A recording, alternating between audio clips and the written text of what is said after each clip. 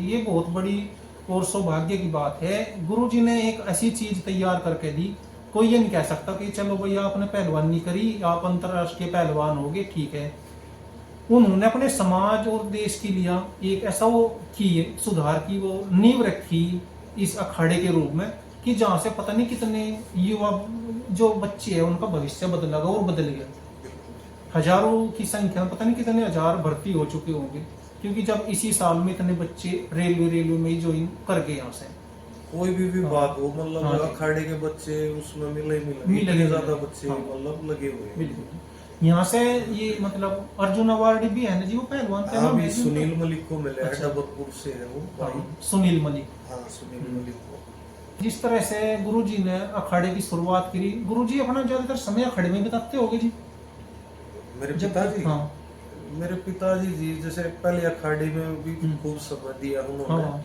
फिर वो चले गए जी गांव में, वो लोग सेवा कर। अच्छा अच्छा। तो गांव के सरपंच ज्यादातर पहलवान जी जो थे वो गांव में ही रहा करते। हाँ।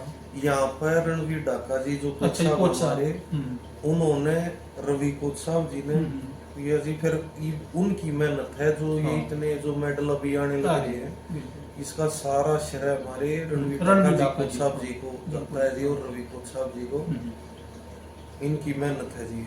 रणवीर डाका जी कैप्टन चांद्रूप जी के शिष्य रहे ना जी। तो रणवीर डाका जी एक ऐसी, और एक चीज और भी है, हाँ।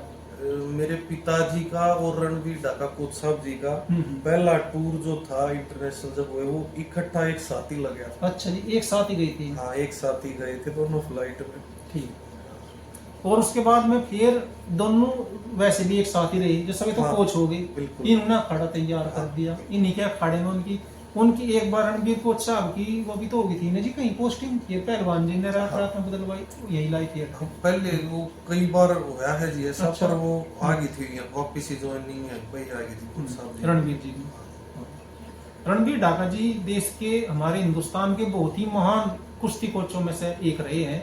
आज भी उनके नाम के सामने लोग बड़े आदर के साथ महान शब्द का प्रयोग करते हैं और कहते हैं कि ये महान कुश्ती कोच है रणबीर डाका जी। अगर राजनीति न अवार्ड इनमें ना हो ना तो कोच साहब जी को अब बहुत पहले ही द्रोणाचार्य अवार्ड मिल जाना चाहिए। हाँ। इतने बच्चे तैयार करे। बिल्कुल जी, इन्होंने बहुत मेहनत करी रणबीर जी ने।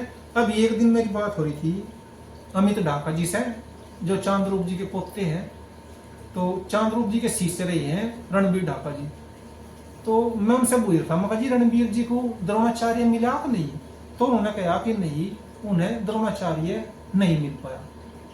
तो ऐसी समस्याएं कई जगह देखने को मिलती है, कई ऐसे नाम होते हैं, राजनीति ज्यादा होती है। हाँ। क्योंकि जो ऐसे मेहनती लोग हैं, कर्मठ है, और जिन्होंने देश के लिए बहुत कुछ करके दिखाया, मेडल दे रहे, तो उनका हक बनता है और उनका हक उनको मिलना चाहिए। जैसे रणवीर जी है, ये मतलब एक तरह से बिल्कुल दावेदार है इस चीज में। तो चाहे आप लिखवा लो, हाँ। जितने मेरे ख्याल से कोच साहब के शिष्य जितने कामयाब हुए हैं, मेडल हैं, इतना हाँ। किसी के भी नहीं है। बिल्कुल। तो वो कोच साहब जी को तो बहुत पहले मिल जाना हाँ, चाहिए। मिलना चाहिए। और ऐसे ही यदि देखा तो देखो मास्टर जी में थे, मास्टर चंद्र राम जी के अर्जुन अवार्डी 4-5 तो अर्जुन अवार्डी है, उन्हें नहीं मिल पाया, जबकि उन्हें भी मिलना चाहिए था। कैप्टन साहब को भी बहुत ही बिल्कुल आखिरी में दिया द्रोणाचार्य अवार्ड, जबकि उन्हें बहुत ही पहले मिल जाना चाहिए था कैप्टन साहब को भी। ये चीजें तो अलग है, लेकिन जिस तरह से देखने को मिलता है, जो हमारे ये अखाड़ा संचालक है, कोच साहब है, जो चलाते हैं इस सारे उसको सिस्टम को, और मेडल देते हैं, बच्चों के भविष्य का नया निर्माण करते हैं, ये अपने आप में एक बहुत बड़ी बात होती है। इनके दिल भी बहुत बड़े होते हैं जो कोच लोग होते हैं हमारे। तो जिस तरह ये है अपने पहलवान जी थे जो मीर सिंह जी, इनका स्वर्गवास कौन से समय हुआ जी सन में? ये जी 3 साल पहले। 3 साल पहले जी। हाँ, मेहर सिंह जी ने ये जो अखाड़ा है, इस अखाड़े की नींव हमारे समाज की लिया रखी, और आज भी और भविष्य में भी सदा जो मेहर सिंह जी है उनका नाम हमेशा आदर के साथ लिया जाता रहेगा।